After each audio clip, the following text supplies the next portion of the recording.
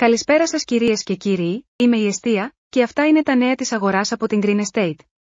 Σημερινό θέμα, η νέα έρευνα από το Παρατηρητήριο Αγοράς Κατοικιών Green Estate, η οποία μόλις ολοκληρώθηκε. Η παρούσα έρευνα είναι επικεντρωμένη στη συμπεριφορά της αγοράς, όσον αφορά τις αγοραπολισίες κατοικιών στην Αττική.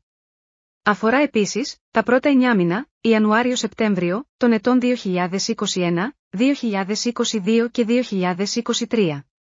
Τα δεδομένα της έρευνας έχουν συγκεντρωθεί από το Μητρό Αξιών Μεταβιβάσεων Ακινήτων, ψηφιακό εργαλείο της Γενικής Γραμματείας Πληροφοριακών Συστημάτων. Μάθε τα αποτελέσματα της έρευνας στο link που θα βρεις παρακάτω. Οι εξελίξεις στο χώρο του real estate τρέχουν. Μείνε ενημερωμένος ακολουθώντας μας, σε Instagram, Facebook και TikTok, για να είσαι ο πρώτος που μαθαίνει τα νέα της αγοράς.